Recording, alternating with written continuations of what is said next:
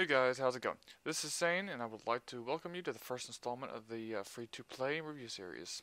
Today we're going to be looking at Star Conflict, a game developed by Star Gym Incorporated, who has also developed games such as IL-2 Sturmovik, X-Blades, and the recently released War Thunder. So let's get this underway, shall we? Here's the main menu where you can fill out your basic Uplay.com account that can be made on their website or your War Thunder account. Once that is done, you have the option to merge those accounts with Steam, which is what I have done here. So let's get started. One of the great features of this game is that if you play on a daily basis, you will receive money every time that you come on.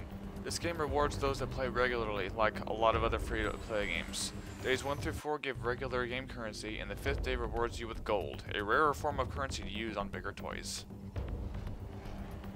Once you get past the intro screen, you will be taken to a choice of alliances. Each one has its own strengths and weaknesses. That is up to you which one you pick. You can purchase a different ship from another alliance later. For mine, I picked up the Empire. So let's go ahead and take a look at the information we have here in our main hangar. You can have up to 3 vehicles at one time in your vehicle list. You start out with one, of course, and then you can buy more slots later to upgrade the amount of ships you have. You have basic menu options right up here. Start out with the menu, hangar, which closes all the windows and brings up all your ships here. The equipment shows you what your ship is outfitted with and what you can buy from the store. You have your active modules on top, your main weapon on the bottom left, and your secondary, which is usually your missiles, on the right. Your ships list will bring up the tier list, and will show you each and every ship based on that tier, whether it be Empire, Federation, or Jericho. And there are a lot of ships to choose from, so there's no shortage. Implants give your pilot a neurological advantage on the battlefield, which these you'll have to pick based on what your playstyle would be, or what you prefer to have on your ship. You can only pick one per rank. Contracts are like missions or assignments. You can pick one, and it will be fulfilled once all the requirements are met, and then you will get the money that comes back from that. And you can pick one for different factions as well. You can only have one faction's quest active at one time. This is the warehouse where you can pick up weapon systems, weapon modifiers, missile bay, active modules, passive modules, ship modifiers, and office. Weapon systems, of course, is your basic weapons, weapon loadout you can put on your ship. Modifiers modify how your weapons act. I, unfortunately, have not gotten high enough to access these yet, but I'm sure they're great. Missile bay, this lets you pick your missiles. Active modules lets you get things like shield recharge, repair, electronic disruption, to keep other ships from using their abilities, things like that. And Corporation, I haven't quite figured out exactly 100% what this is yet. I'm guessing it's the leaderboards though. But there is PvP as well as PvE in this game. There is not as much PvE as there is PvP, because most games that you will join will be PvP based. And here's your standard profile that gives you all the statistics for everything you've done to date. Not only do you have statistics, but you have medals earned. A plethora of medals you can earn, and achievements as well.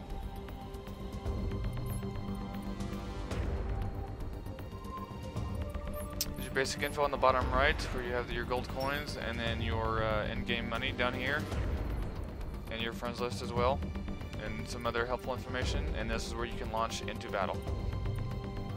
There's Battle Arcade, Realistic, Random, Practice, and Practice. Most players go for the arcade one. The realistic one is basically you have each ship once. You do not get to respawn, or you do not get to respawn with the ships. You die and then you're done with each one. Arcade, you can keep going back to every one of them, and then of course this is the number of players and this is the number of battles, and this wonderful button sends you into orbit. Attention all ships. So far currently there are 3 game modes. One of them is Combat Reconnaissance, where the objective is to destroy the enemy ship that is providing reinforcements and then eliminate the remaining ships. And the next one is called Domination, where you just basically reach enough sector control points, kind of like capture the flag, except you don't actually move the flag, you just stay in one spot until you get the area captured, and then you can move on. And then the third one is like capture the flag, except you're moving a bomb around to different places to blow up that particular area. So let's check out some gameplay. Comms link lost. Not a bad start. This mode that is currently going on right now is the combat reconnaissance. Basically, your team's goal is to kill the other's captain, while their goal is to do the same to your captain. Once your captain is down, you won't be able to spawn any more ships, so you have to protect him as much as you can while trying to destroy their reinforcements as well.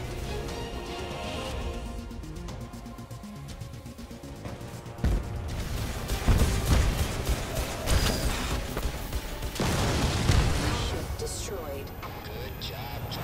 So guys, if you're in the market for a War Thunder in space, this is basically exactly what it is right now. 3 game modes, 3 maps as of right now, but it is currently in open beta, so there will be more to come.